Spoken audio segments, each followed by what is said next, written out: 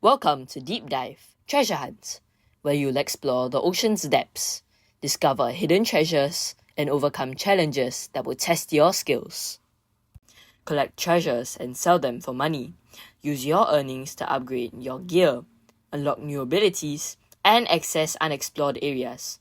But remember, the deeper you dive, the greater the risks.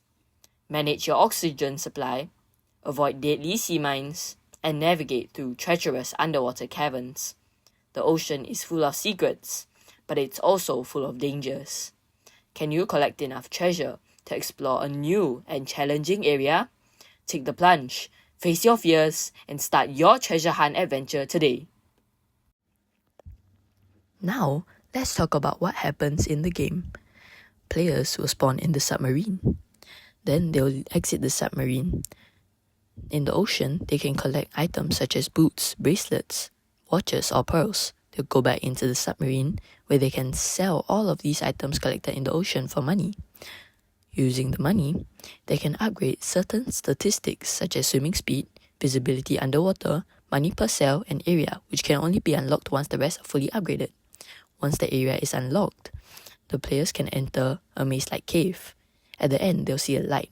Once they touch the light, they'll see a GUI saying congratulations and that they have won. Thank you for supporting us. Then they'll be kicked. So this is mostly what happens in the game. Here's more about scripts in the game. This is the item spawning script. It spawns an item in the map every 0.2 seconds. So I placed all of the items inside a folder in the workspace, and I placed all the tools in the replicated storage. So what it does is, it clones all of its children, which is a proximity prompt and a script. And then I set a limit for all of the items as a limit of 200. Then I made it so that each item has a position, and then I placed all of the proximity prompts and script. And I placed the script inside the proximity prompt. Then I gave the bracelet a 1 out of 10 chance in spawning, so on and so forth, until the boot had a 4 in 10 chance of spawning. This is the item pickup script. It is the script that is cloned and placed in the proximity prompt of each item. What it does is, it finds the tool which has the same name as the item that it is in. Then, when the proximity prompt is triggered, it destroys the item and then clones it and puts it in its backpack. This is the sea mine spawn script. It is really similar to the item spawn script. The only difference is that I made it so that it cannot spawn on the player. This is the sea mine explode script. It basically checks if it is touched. If it is, then it will spawn an explosion, and then it will destroy itself and kill the player that touched it.